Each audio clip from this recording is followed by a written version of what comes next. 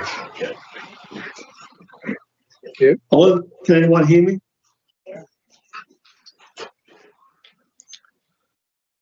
All right, sorry. I'll start again. Welcome to this meeting of the Georges River Local Planning Panel for the 5th of December. My name's Stuart McDonald and I'm the chair. Hello? Hello? Hello? Yeah, I can hear you, Jordan. Can you hear me? I can, yes. Excellent. Yeah, unfortunately, we can all hear you. So can you put yourselves on mute, please? Can I just ask that everybody that is online put yourself on mute and also turn your camera off until your name is called. Thank you. So the panel today consists of Georgia Kisser, who is the community representative.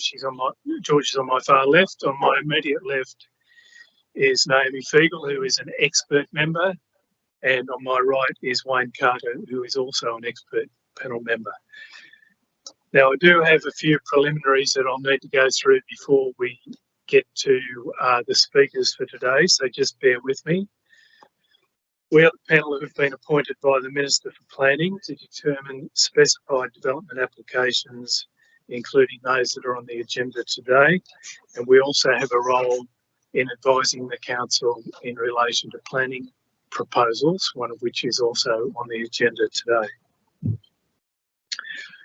I'd like to undertake an acknowledgement of country. The Georges River Local Planning Panel acknowledged the Bidjigal people of the Eora Nation, who are the traditional custodians of all lands, waters and sky in the Georges River area. We pay our respects to elders past and present and extend that respect to all Aboriginal and Torres Strait Islander peoples who live, work and meet on these lands. As I mentioned earlier, you can see that we are webcasting today. As a result, I just need to inform you that no other forms of recordings may occur, and any interested parties who wish to speak or present to the panel need to do so through formal channels by way of registration. Today we have 11 registrations, and I'll do a bit of a roll call in just a moment. And then when we come to each of the items, we'll deal with them as they appear on the business paper, and I'll call forward those respective speakers at that time. But I'll just go through the roll call. Items 1 and 2 ostensibly deal with the same matter, which is the Rocky Point Road planning proposal at 193 to 199 Rocky Point Road, 66 to 68 Ramsgate Road, and 2 to 4 Targo Road, Ramsgate. The interested parties are Trevor Ellis online. Trevor, are you there?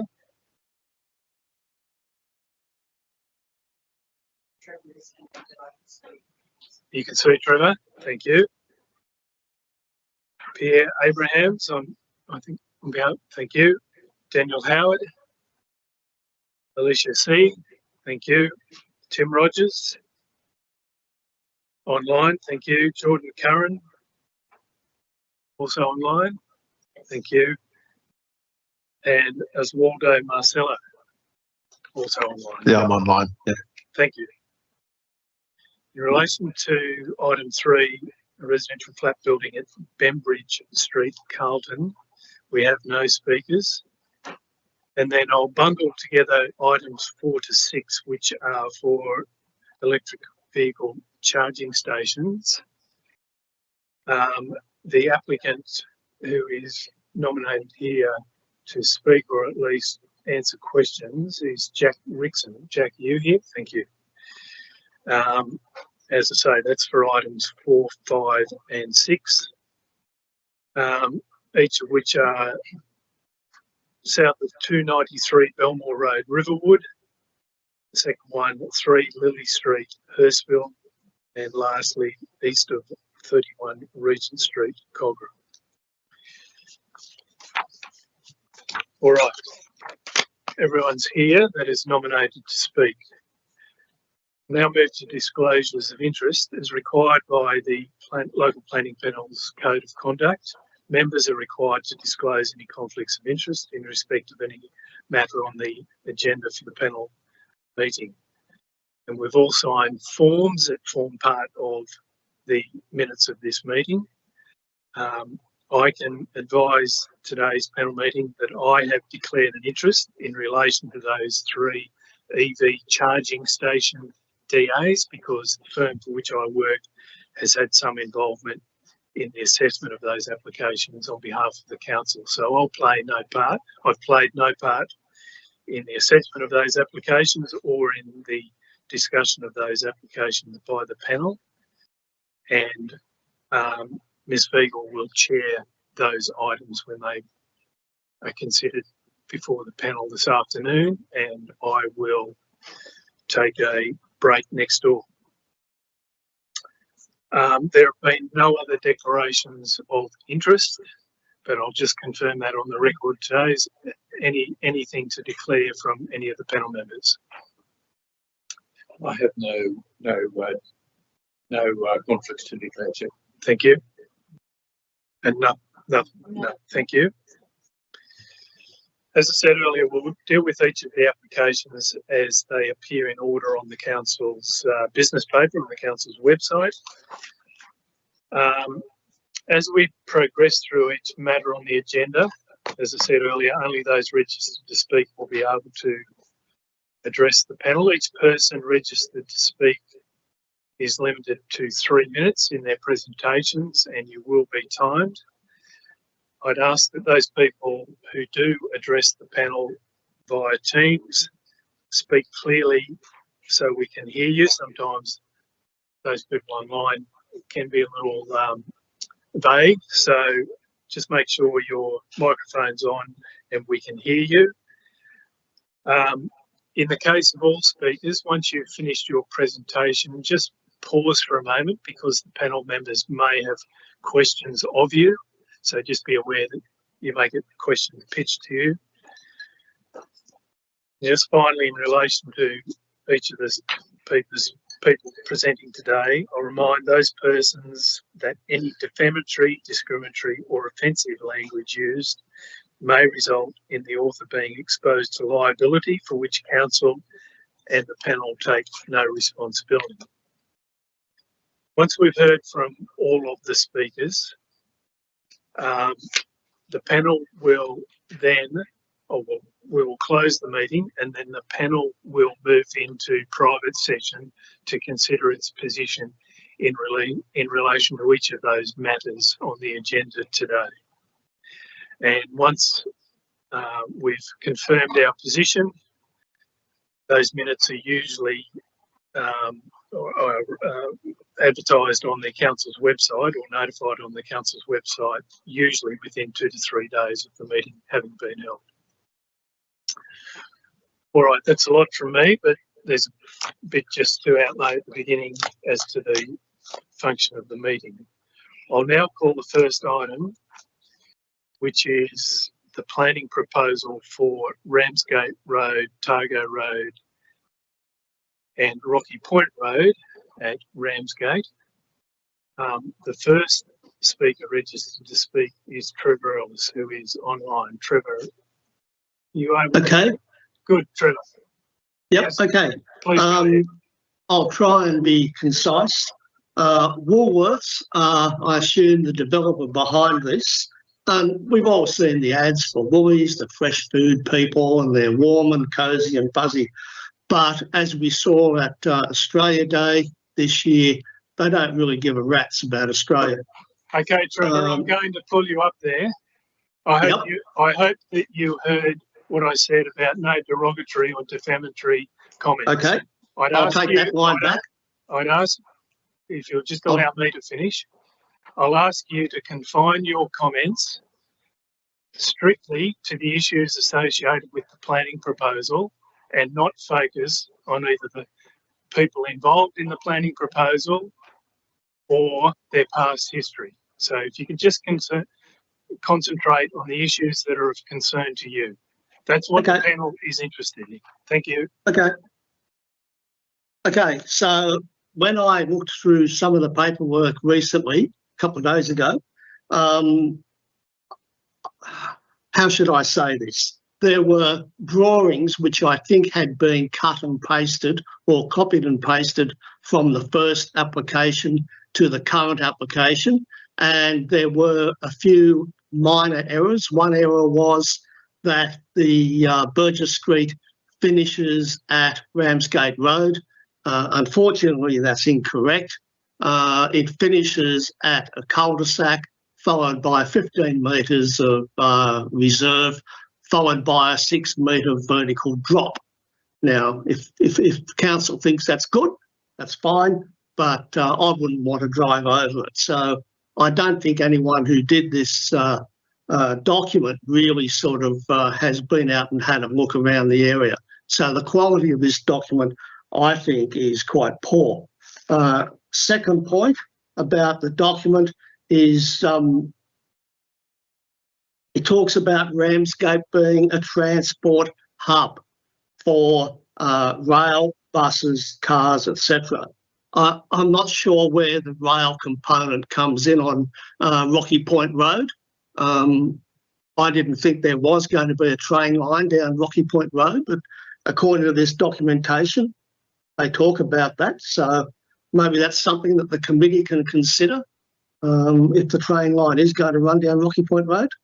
It wasn't apparent to me whether or not the traffic assessment had included traffic that will come from the M6 into President Avenue and then come up and be split, some to go down the highway and some to go down Rocky Point Road.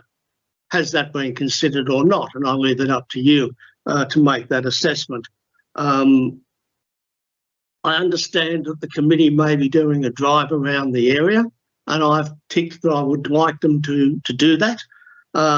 I would ask, however, that if you drive around the area, which is covered by the application, at around 11 a.m. to midday, what you'll see compared to 7 to 8 a.m. are very, very different things. Every time a unit goes up, more people catch public transport, which is fine. That's what it's there for. So every time units go up, more people, they come down to the bus stop. The buses haven't really changed. The number of people waiting for buses, including school children between 7 and 8, increases. So I'm not sure how that's going to work. But if you drive around the area at 11 a.m. and you drive around the area at 7 a.m., you'll see different things. Rocky Point Road is the boundary between Bayside Council and Georges River Council. And on the Bayside of the Bayside side of the Rocky Point Road, we're seeing a large number of housing units being constructed, which is fine, I suppose. But is there discussion between the two councils?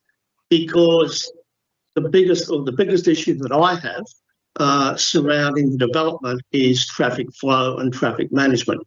Now, if all that Georges River Council is doing is looking at traffic on their side of Rocky Point Road and not taking into account traffic flow on the other eastern side of Rocky Point Road, well, I don't think you're looking at the whole picture. So I ask that that be considered. Trevor, your 3 minutes is up. Are you able to wrap up, please? Yeah, well, as I say, I think we do have a number of supermarkets in the area. I am concerned that this application wants to expand in the future, what that means for us residents. And I just ask the council, yourselves, that yes, you're under pressure from the developer, you're under pressure from Mr. Minns and from the Prime Minister to build more houses. But there's also got to be a thought for the residents, because at the end of the day, when the development's finished and the cash registers are flowing, Everyone's gone, except us. We're still here picking up and living with the potential mess. So please consider that we are here. We pay our fees, we pay our rates, and we vote. Thank you. Thank you. Actually, the point that you raised about the panel doing a inspection today, that was a good reminder. Something I should have mentioned to the meeting is that the panel has been out on inspections today in the company of council officers and consultants. So we have been to this site and the area around it, including looking at the cul-de-sac, as you mentioned. So we've also been provided with, Mr. Ellis, your submission that you've provided to the council in writing. So the panel has that in front of us, as well as all other written submissions that have been received by the council, together with the council officers' assessment reports in relation to each of these matters.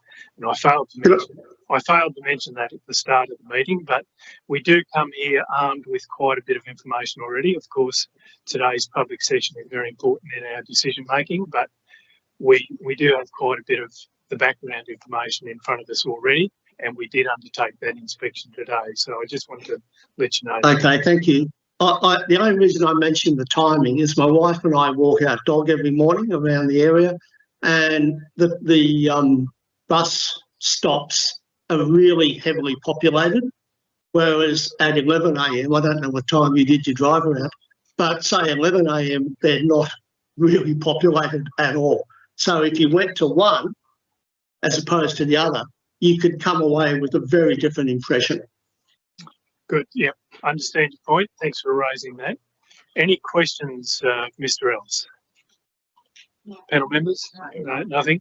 And I don't have anything further either. So thank you for your contribution today, Mr. Ellis.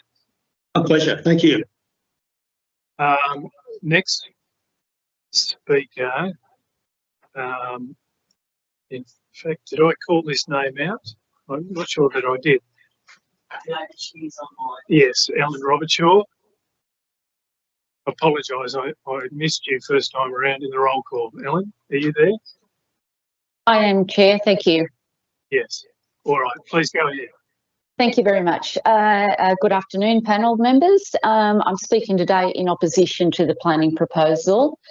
By way of background, I have over 30 years' experience in preparing economic impact assessments for various developments, some of those developments including supermarkets. I've also undertaken a number of peer review assessments of economic impact assessments for councils, so just setting the scene for you. I believe a copy of the economic impact assessment I have prepared has been made available to the panel.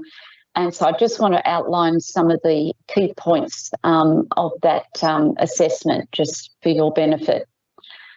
So you haven't got to plough through the 30-odd pages I prepared. So our main concerns with respect to the planning proposal in its current form, this is based on the concept plans that were submitted with the planning proposal, are as follows. There's insufficient, in our opinion, there's insufficient strategic justification for the provision of over 4,000 square metres of additional retail commercial floor space as part of the Ramsgate Centre. This planning proposal preempts the further investigations that are to be carried out by Georges River Council and Bayside Council with respect to centres planning. And any increase in retail commercial floor space in the Ramsgate Centre should be considered holistically by both LGAs and should also be considered in the context of impacts on other centres, particularly the Sans Souci Local Centre, which is also a centre that's shared by both Georges River and Bayside. As you can see in our EIA, there is insufficient, beg your pardon, there is no significant shortfall in supermarket floor space in the medium term in the catchment area. And based on our population projections, which we've taken from both Georges River and Bayside's websites, and having regard to the expenditure potential for the catchment population, and also factoring in some expenditure coming from outside that catchment area, there is some surplus supermarket expenditure available. However, we consider that this is most likely going to be absorbed, by existing supermarkets and or distributed to other supermarkets within centres immediately adjoining the catchment area. And those would include Rockdale and Hurstville, and to a lesser extent, centres in the Sutherland LGA. So the amount of excess supermarket expenditure would be insufficient to support any substantive additional supermarket floor space, and certainly insufficient to support all existing supermarkets as well as the proposed Woolworths.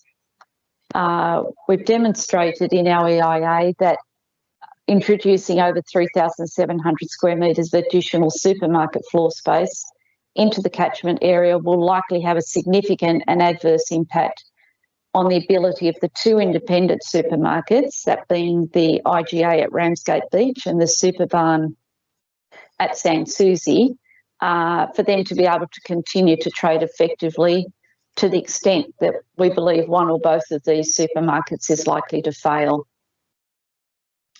Thanks. Your 3 minutes is up. If you Oh, crikey, that went quickly. Sorry. I'll just summarise now. I'll try and wrap it up as quickly as I can. Thank you. So I guess if one or both of those supermarkets fail, there's potentially going to be a shift in the centre's hierarchy as it currently exists. And we can see probably that Sans Souci would be a degraded centre.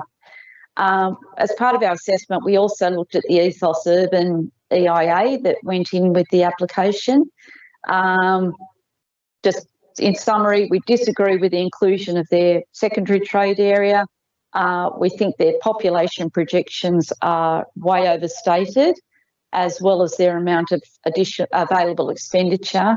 And I think their supermarket turnovers are understated, which has essentially given you a much better picture in terms of economic impact than we think is going to happen. So we don't think that should be relied upon as a reliable or appropriate assessment of impact of what this development might do. Thank you for your time. Thank you. The panel has received your economic impact assessment, so that is before us, and we've read that as well.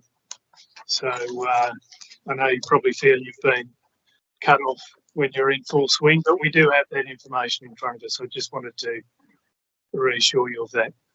Thank you. Thank you.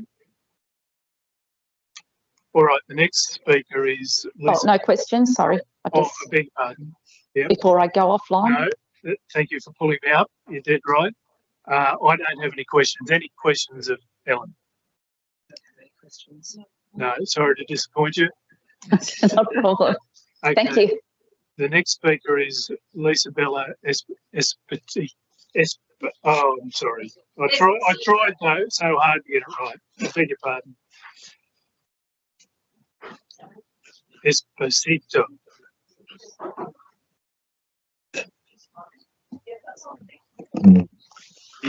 Thank you. You are presenting as one? Yes. Thank you. Well, please go ahead. Good afternoon, Chair and other panel members. Today I'm here in opposition on behalf of Superbarn Supermarkets, as well as Kogarah Bay Progress Association. Superbarn Supermarkets operates a full-line supermarket in Sans Souci local centre, which is 1 kilometre south of the subject site. The Cogra Bay Progress Association was founded in 1921 and is a resident association that is deeply concerned about the impact of this proposal on the quality of life for residents in and around this centre. We strongly object to the planning proposal in its current form and recommend that it not be endorsed for submission for Gateway for a number of reasons. Reason one, it preempts the current strategic work that is being undertaken by not one council but two councils in relation to the Georges River Commercial Centre strategy that's currently underway. Reason two, the site-specific merit continues to not be adequately addressed. Reason number three, outstanding traffic and parking impacts. And to this end, I refer the panel members to attachment A that was prepared by PDC Consultants, an independent traffic assessment dated the 3rd of December. Now, the principal of that company was unable to attend today because he's in court, but I just wanted to confirm that panel members have attachment A. Yes, thank you. And reason four, unacceptable impact on the grocery market competition and consumer choice. With respect to preempting the Georges River Commercial Centre strategy, the panel assessment report documents at paragraph 84, is that correct? Yes, 82, that part two of the commercial centre strategy is currently underway by council and Bayside Council, and this will inform LEP 2023 jobs and activation. It's crucial, we say, that the proposed increase in retail floor space, which will have a change on the centre's hierarchy, is considered, needs to be considered once these documents and technical studies have been completed, or at least put on public exhibition. Reason number two, site-specific merit not adequately addressed. As you're well aware, this proposal went before the Sydney South panel in 2022 due to inadequate justification that traffic impacts could be managed to support the full-line supermarket. This decision remains valid because nothing has changed. There continues to be a full-line supermarket on the site, and this is the fundamental reason why the proposal fails the site-specific merits in relation to the works that are required on the surrounding road network to ensure that the site can operate with a full-line supermarket. There are a number of outstanding traffic and parking concerns identified by PDC Consulting. They've been documented and they are very concerning to the residents. The provision of a right turn from Rocky Point Road to Targo Road for significantly increased right turn volume on the site will increase the potential for conflict.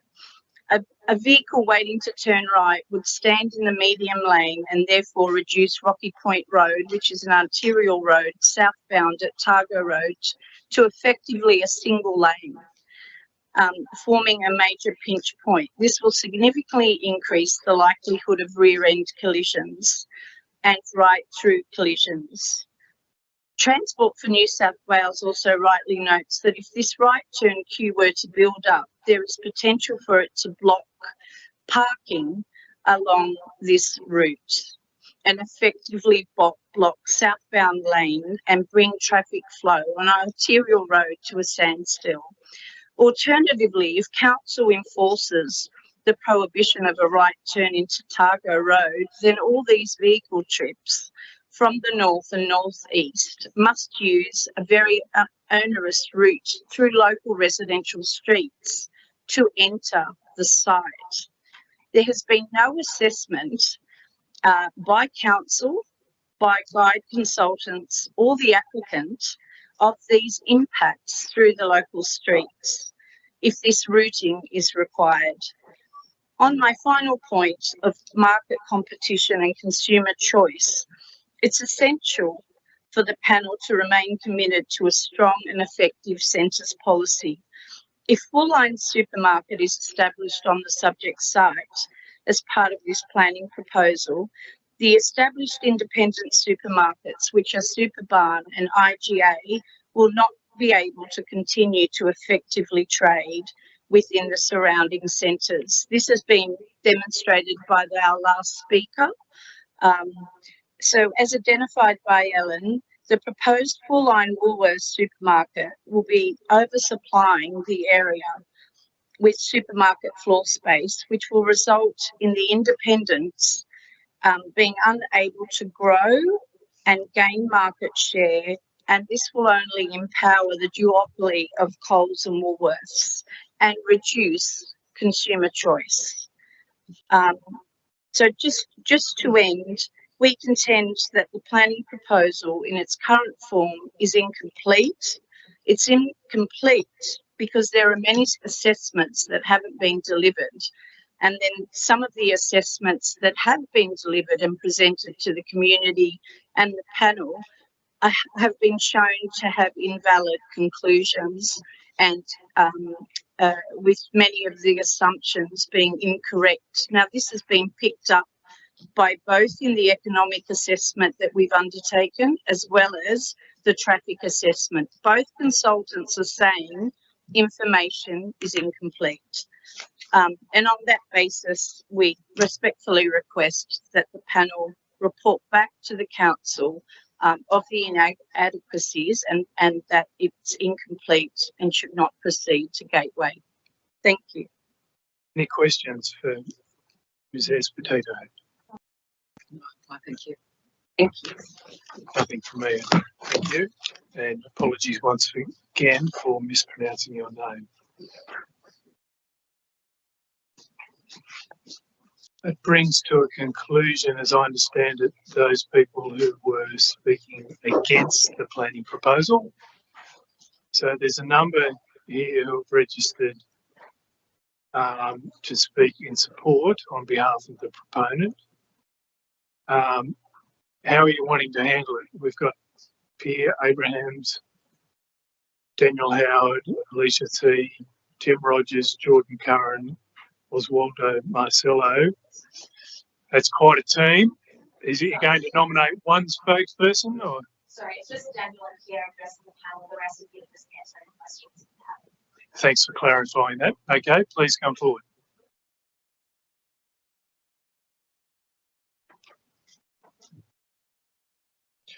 Just while you're taking a seat, I should just also confirm for the last presenter that your written submission, most recent one, I think dated the 3rd of December, Lisa Marie, and your traffic consultants and your economic consultants, we have all of that information. We've got hard copies of all of that. So just wanted to reassure you of that as well. Okay, applicant's team, please proceed. Good afternoon, panel members. My name is Pierre Abrahams. I'm the General Manager of the Mixed Use Developments for Woolworths Property. The role of Woolworths Property is to unlock complex projects on a national basis, and in doing so create residential projects with a fully integrated supermarket. So it's not just purely about a supermarket. So with your support today, I hope that the panel supports the proposal, which could unlock up to 150 apartments in Ramsgate. Before I start, I'd like to thank the Council Strategic Assessment Team, Guide Consulting, and also Transport for New South Wales for their cooperative approach in working with us over the last 12 months. I think Woolworths have always maintained an open dialogue with Council and resolved issues as they've emerged over the past 12 months. We welcome the resolution by Guide to support the planning proposal to proceed to Gateway. With regards to our proposal, this is the second application that we've made for the site. So when Woolworths invest in the community, we invest for the long term, and we took time to listen to all the issues raised by the key stakeholders in the first application of the last 2 years. We've heard feedback, and we've made significant changes to the original proposal, including reduction in height, bulk, scale, reduction in extent of retail space, reduction in the number of car parking spaces as well. We're proud to say this application has been developed in collaboration with council and we believe with the local business community. If approved, the proposal will not just create a supermarket, but it will create fully integrated mixed-use development with a committed supermarket that will revitalise the Ramsgate Town Centre. Imagine a scheme that provides convenience retail and acts as an anchor for local businesses, increases foot traffic, and retains spending within the Ramsgate community. Couple that with a range of housing topologies, and you get a proposal that supports town centres with essential retail services and new housing opportunities. The panel's support today can only be strengthened by the fact that following a comprehensive assessment by an independent consultant, they recommended the proposal proceed to Gateway. In regards to traffic, we continue to have ongoing and constructive, albeit lengthy discussions with Transport for New South Wales in relation to traffic modelling and technical queries relating to the application, but we are confident of an outcome. We continue to work with Transport for New South Wales and upgrades to the local streets and to achieve the right community outcome and also the right outcome for the supermarket. However, these issues need support from Bayside Council and the surrounding landowner. Bayside Council will only engage with us when a formal planning proposal is accepted by council. So I urge the panel not to delay in recommending the panel to proceed to Gateway determination. In conclusion, New South Wales has a housing shortage problem due to the lack of building approvals. Our proposal works towards solving this problem. We believe it strikes the right balance of essential retail services, housing choice, employment opportunities, local town centre in need of revitalisation. If you do have any technical questions, I do have consultants online from an architectural, traffic and planning perspective. Thank you. Thank you, Mr. Abrams. Any questions at this stage? Thank you.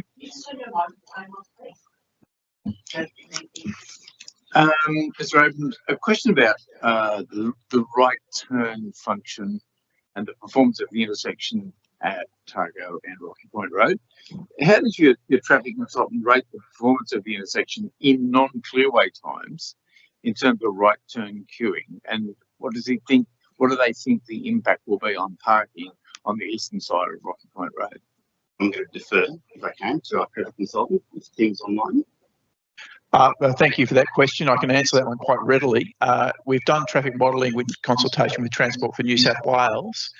And what we've essentially established is that for the queues not to block traffic on Rocky Point Road out of the PM peak hour, peak period where the clearways in force, the no parking restrictions would have to extend approximately the same as what they do today with the signalised pedestrian crossing slightly to the north of Targo Road. So essentially you would not be losing any parking as a result of that, but we wouldn't be able to pick up any parking by removing the existing signalised pedestrian crossing.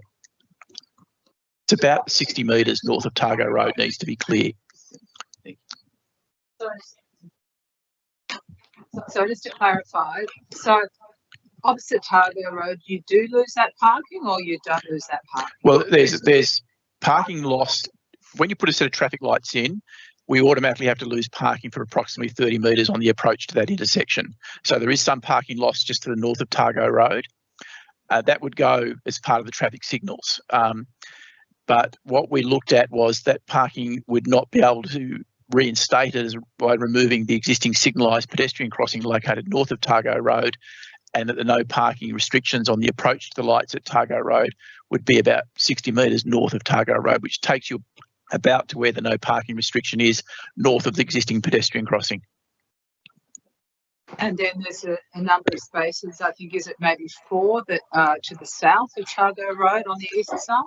Yes, there are. Yeah, so what we've essentially recommended is that the section of Rocky Point Road between Ramsgate Road and Targo Road, there be no parking during the daylight daylight period, because by putting just a couple of parking spaces there, and that's what happens exactly now, is you get congestion in there by people moving across from one lane to the other. So for the sake of a couple of parking spaces, which we are going to replace within the basement car park of this development, so not losing any net parking spaces within the area, we're simply making traffic move in a more efficient way and relocating that parking to within the basement car park. In fact, we're providing more parking than we're losing. So we are compensating for that loss of parking on Rocky Point Road.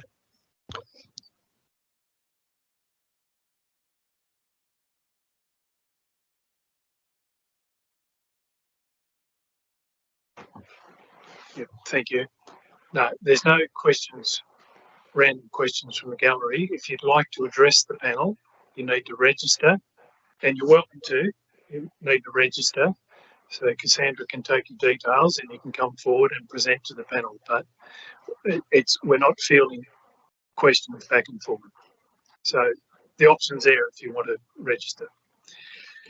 Any other questions at this stage by Mr. Abrams? No? Mr. Howard, you going to present as well? Yes, thank you. Mainly from a planning point of view, just wanted to add a little bit to what Pierre has been talking through. So Daniel Howard, Ethos Urban, Associate Director there. Firstly, we welcome Guide's independent recommendation of site and strategic merit, and we support the Gateway determination recommendation. Really, it probably boils down to two things in that Gateway determination recommendation that we want to bring to your attention. The first being the comment around the additional local provision sought for extra height, and that's really been created purely to have access to communal facilities on the rooftop and to have lift overruns and plant equipment go up there. So we've deliberately set the maximum height below that, but we're asking for an additional provision to access that communal rooftop, and we're very clear that that won't permit additional residential floor, but we want to be clear about our maximum building height for residential purposes. And we've worked through that during the process, that there's no adverse surrounding impacts on views and overshadowing and the like, but it's a substantial improvement for communal amenity to have that access there. So we recommend that that's left in place. And in terms of our DCP on the matter, we've sought around 4 metres, so that's the guide on what that height is. But we'd urge you to retain that in there. The second comment was around the traffic matters, but more from a planning process point of view. In terms of the Gateway determination, I mean, it's quite common and typical that we get Gateway determinations that have conditions to do with traffic that require us to resolve some matters with transport. We highlight that transport's given an in-principle support for the intersection arrangement. So we'd really like to urge the panel to consider pushing this for a Gateway to be submitted for a Gateway determination and resolve these matters after it's issued and prior to public exhibition. It'll set in place a time frame which we believe will be helpful for all parties to work together on the matter and resolve the issues in a more effective way. And that's common practice. It's unusual to have it further delayed. And just wanted to come back to, I guess, the question around the supermarket size and location, and the comments made earlier about that. From a planning point of view, supermarkets are essential for urban amenity. They offer access to fresh fruit and vegetables. Ramsgate in this current centre doesn't have a supermarket, so that greatly improves the amenity there. And in terms of the wider catchment that was studied, not by myself, but through my colleagues at Ethos Urban, there was only one supermarket in the main trade area. And we found that up to 3 could be supported based on the population size of over 31,000. So we believe that there is an undersupply, and having only one full-line supermarket in the main trade area creates, the effect that people are drawn out of the centre and to have only one choice. So we believe that improves access and urban amenity there as well. But really, that was all I had to say. And just welcoming the site and strategic merit assessment, and very thankful for the ability to present today. Thank you. Any questions? Mr. Yes, thank you. Hi. Regarding to the height that you mentioned, I think in 2 out of 3 of your buildings, you request the height to increase in 8 meters. So it's way above, you propose residential areas there. So it's not about accessing the rooftop, like communal areas. Yes. You have 2 residential floors. So the overall height increases. That's what we're seeking in the planning proposal, but we've set a maximum building height to the top of the residential floor and the ability to have extra facilities on the rooftop above the maximum height limit that are set in from the edge of the building to allow for a lift access so people can go onto the rooftop. So there's sort of 2 parts of the height request. Okay. But it exceeds a lot like the current one. And Yes, it's seeking height and it increase. is for residential purposes. Yes. Okay, thank you. Any other questions? Yeah. Yep, thank you. Chair, am I able to put a question? No. I am registered. No, you're not able to, Mr. Ellis. Oh, okay. So let's return now to the traffic. I was going to sort of hold back my question through to both of you had presented. What are the things that you haven't been able to resolve with Transport for New South Wales? It's a very good question. I'm sure Tim, our traffic expert, could probably, he's been involved in those discussions with Transport and Council, so I might defer to Tim. Yep. I guess the issue we haven't been able to resolve to Transport satisfaction at this stage, and I've had recent discussions with Transport as early as Monday this week and last week, is the right turn into Targo Road. The advice that they've come back with is fairly consistent with what which is what in the council condition is that they would consider the right turn into Targo Road with the traffic signals if it can be demonstrated that the right turn doesn't extend to a place where it will block the traffic flow on Rocky Point Road. So what essentially they're asking for is for the modelling to be updated to show that how much parking needs to be banned on the eastern side of Rocky Point Road so the queue doesn't go back. Now, we've done that and I've provided that information to Transport, and we were hoping that they would come back with a response prior to today's meeting, which I asked for, but unfortunately we're not able to. But I'm fairly confident that we can resolve that issue from Transport. The rest of it is pretty much, it might seem like this is a lot there, but to me it's all rats and mice things, just details that we need to come back to clarify some further information to tidy up some of the modelling and some of the assumptions. It's like, for example, they wanted a 50-50 split for, they wanted us to redo the distribution for the residential component, which we haven't done yet, but that said, the residential traffic generates about 10% of the total traffic. So will it make any difference to the traffic assessment? Absolutely not. But there's sort of a lot of minor items like that they've come back to us just to tidy up as part of the traffic modelling, which we're happy to do. I think, as Daniel said, that's something we can do later when prior to going on exhibition, but post the Gateway, hopefully if it gets through Gateway today, we'll go to Gateway today. And it's your proposal that is driving the need for traffic signals on Rocky Point Road and Targo and traffic signals on Ramsgate Road. And I'm sorry, I've forgotten the other corner there. Ramsgate Road. I'm sorry? One of the issues is currently it is extremely difficult to turn right out of Targo Road onto Rocky Point Road because it's an unsignalised intersection. There's about 2,000 vehicles an hour travelling on Rocky Point Road. The odd vehicle can get out when gaps are created by the lights at Ramsgate Road just to the south. But to provide access to a reasonable sized development, you need traffic lights to get that right turn out onto Rocky Point Road from Targo Road in order for traffic to disperse onto the road network. Similarly, the lights on Ramsgate Road, the Targo Road and the Promenade to the southwest are required to allow traffic to get back out that's come from the west to go back to the west, because there's no right turn, and we looked at this providing a right turn at the intersection of Rocky Point Road and Ramsgate Road coming southbound to go back to the west.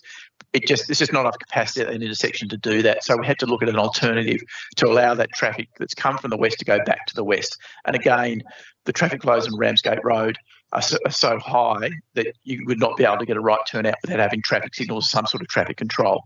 So the two signalised intersections are required in order to provide access to this precinct. But it's not just a supermarket that's driving that. Any reasonable development of this site, I mean, you could put a smaller supermarket in here and residential and a bit of specialty, and it would still need these outcomes. Otherwise, it's just not going to function. And the outcome would be that any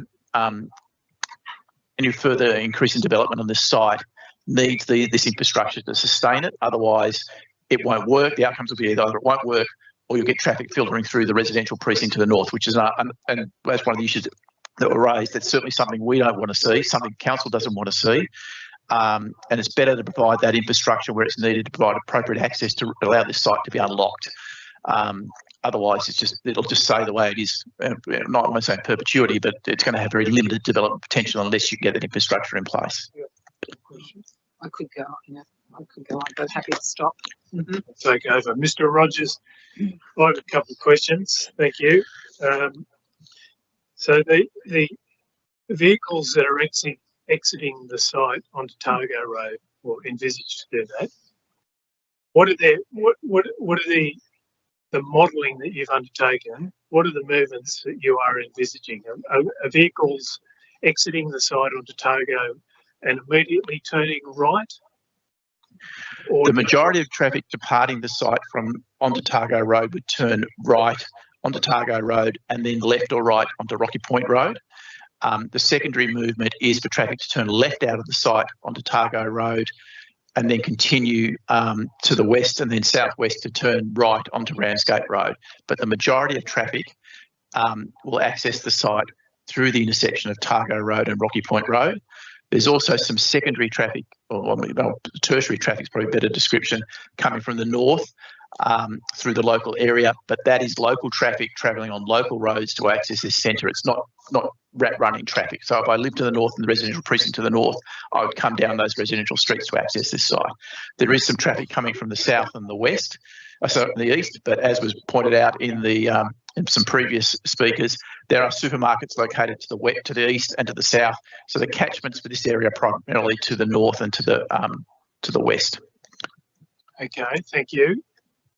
In relation to the servicing of the site with heavy vehicles on Ramsgate Road, is your modelling for large rigid vehicles servicing the supermarket site?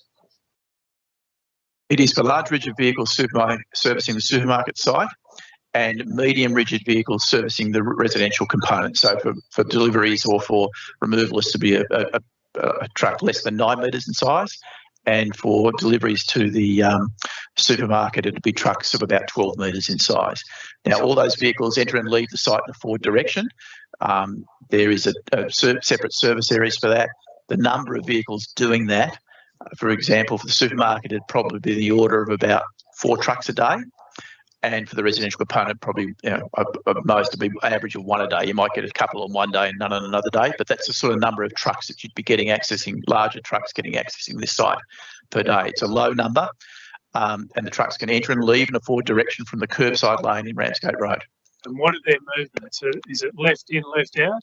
Left in, left out. Yes, there's a traffic management plan suggested to make sure that trucks go left in, left out, and that's a recognition that the difficulty of turning right in and right out is an issue on Ramsgate Road. Yes. Okay. So the heavy vehicles are travelling eastbound along Ramsgate.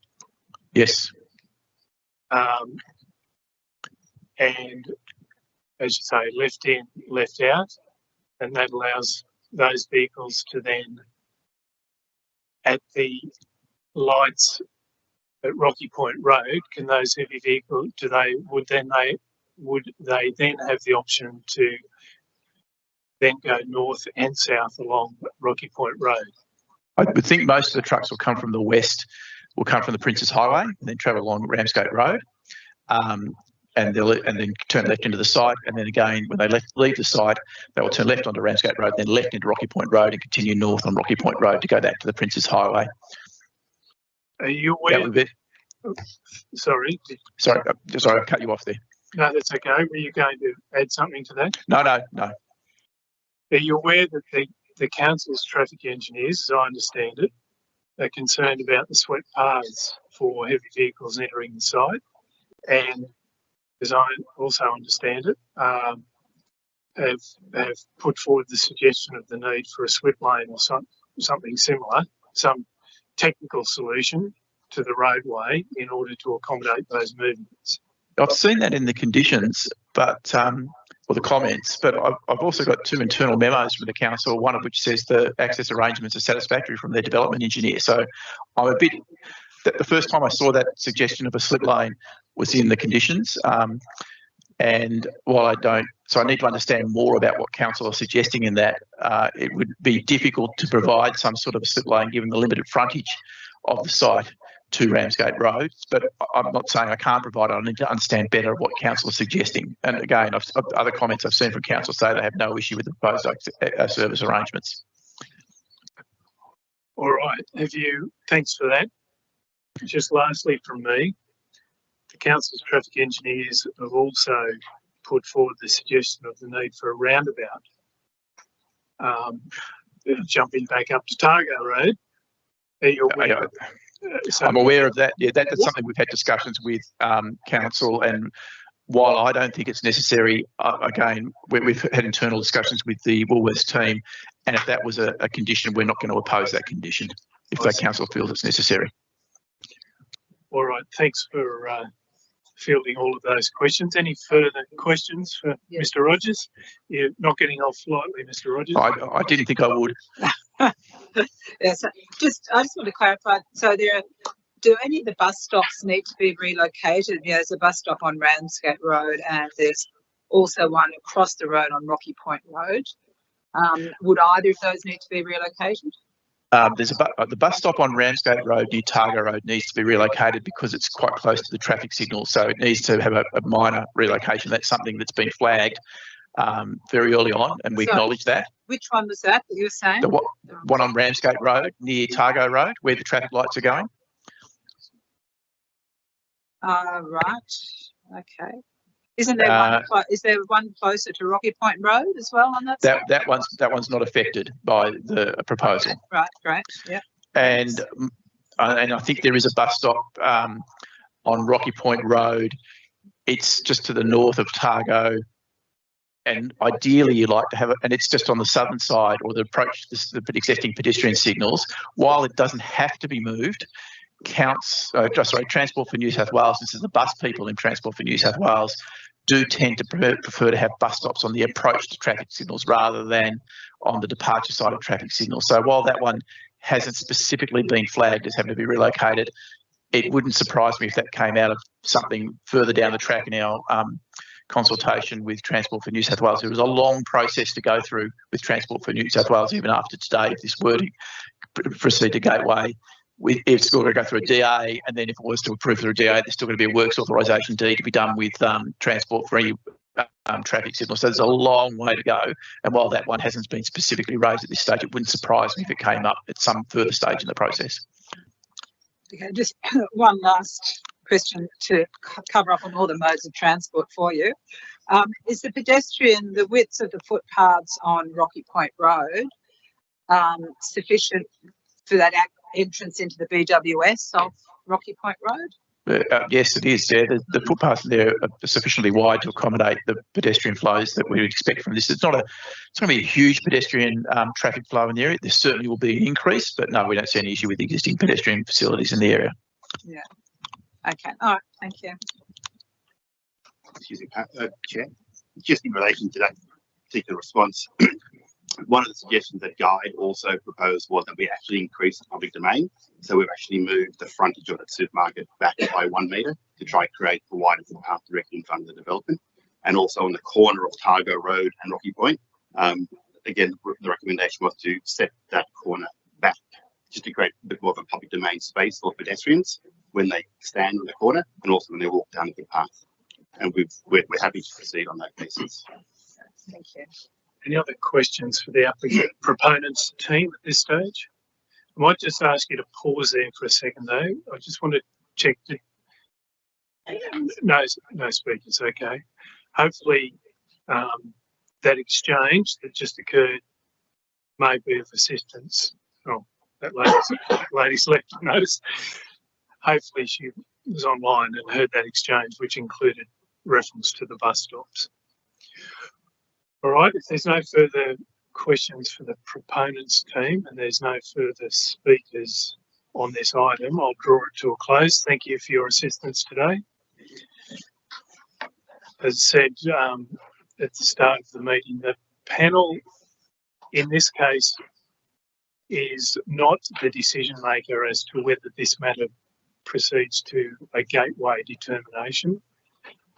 That is a matter for the council. The panel's role is to advise the council. So where one of the administrative functions, if you like, along the path to the council making a decision, as I understand it, out of today's minutes, once the panel decides its position, those minutes of the panel, together with the council officers' package of information and the consultant's report, will go forward to the relevant committee of the council, as in the elected body, and then the full council will decide at a full council meeting whether the planning proposal proceeds to a gateway. So they will be the steps from here. But thank you to all of you who participated today. We value your assistance, and we've got quite a lot to consider on this matter. So thank you. We'll move on to item 2, as it appears on the item 3, I should say, as it appears on the business paper, which is the residential flat building at 12 to 14 Bembridge Street, Carlton. We have no registered speakers for that item. So the panel will consider its position and the council officer's recommendation when we move into a closed session following this public meeting. As I said earlier, there's a package, effectively a package of 3 development applications for electric vehicle charging stations on the council's roadways. As I also mentioned earlier, I have a conflict in relation to these matters, so I'm going to hand it over to Ms. Fiegel to chair the consideration of each of these applications. So I'll just take a rest next door and hand over. Thank you.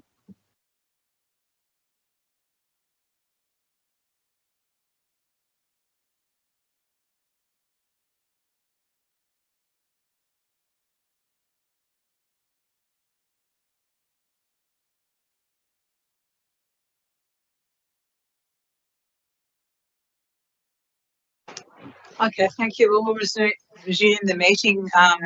Stuart, with his declaration of interest, has left the meeting. I think maybe I know that the applicant is here, Jack Rickson, who has not asked to address the panel, but to make it quite clear, I thought what we'd do is step through each one separately just to ask a question whether any panel members want to ask questions of you.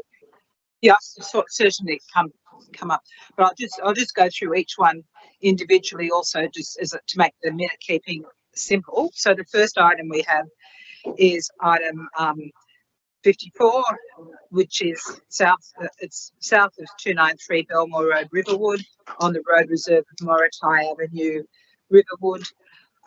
Just also to clarify too, the site visited each of those sites, so we're familiar with the localities.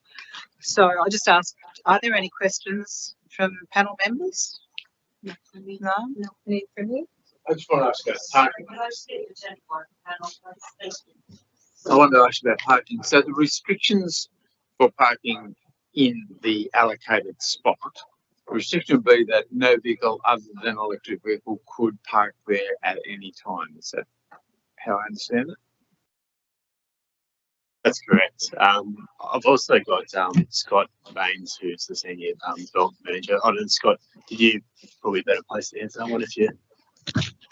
Yeah, thank you, Jack. Jack, I'll take that one. So Scott Baines, I'm the Senior Development Manager at Jolt. In relation to parking controls, what we do at Jolt is work with Council's traffic team and seek approval via Council's local traffic committee for the dedication of one parking bay for the use of EV charging only. So in terms of the controls, it really is a matter for Council's traffic team to agree and sort of facilitate that approval through the traffic committee. But yes, it is part of this proposal that we would be seeking the dedication of one bay for EV charging only.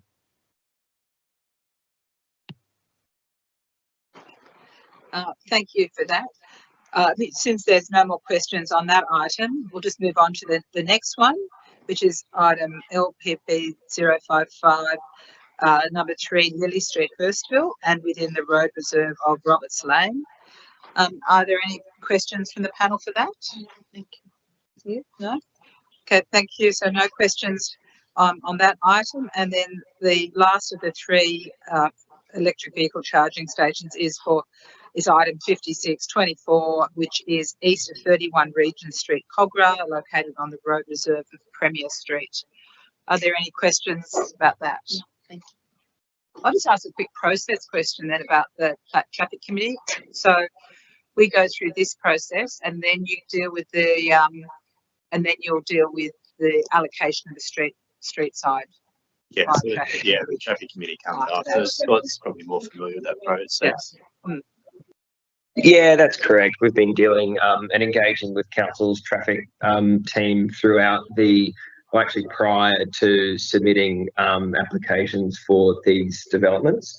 And the agreement that we have in place with that team is that we would finalise the decisions on all 3 of these prior to commencing consultation with community for that process. Right, okay. All right. And then it just gets monitored. So people using those spots, if it's changes to, I think you said 1 hour parking, I think is the intention, to make them 1 hour parking spots, I think. Yeah, look, we've sort of worked with Council to determine what the appropriate length of time is. The majority of our network across Sydney is timed to 1 hour parking, but you know, it varies depending on the location, the council, and just the general users and land users in the surrounding area. Is there any lane marking or anything to identify that it's the curbside is for that purpose, or can anybody park in that hour? Great. It is. Yeah, it's a good question. So what we propose is to both install both signage that indicates that the parking controls are restricted to EV charging only. We also propose to install bay marking that indicates EV charging only as well. So once that all those changes are approved by Council's Traffic Committee, we obviously install them on Council's behalf, and once they're in place and approved, it would become a matter for Council's traffic enforcement team. Right, okay. Thank you. Well, there's no more questions from me, so yes. Oh, yeah, just a point of clarification. So if I'm driving a full EV, I can park there for an hour whether or not I'm charging. If I'm driving a PHEV, plug-in hybrid EV, I can park there for an hour whether or not I'm charging. Any other types of EV can I park there? What about a hybrid? So just to clarify, it's parking whilst charging only. So you can't park there unless you are plugged in and charging. Thank you. Is it makes me ask? I'm actually not having an EV myself. I'm not so familiar with how they work. So yeah. Anyway, I think that's probably enough for our questions. Okay, thank you very much. So thank you. That ends. I'm looking at council really, because I think this ends part of the public meeting, doesn't it? On that, which case we can close this. or we could invite Stuart back to close the meeting and advise Stuart that this part of the meeting has finished and he's welcome to come back in. Thank you.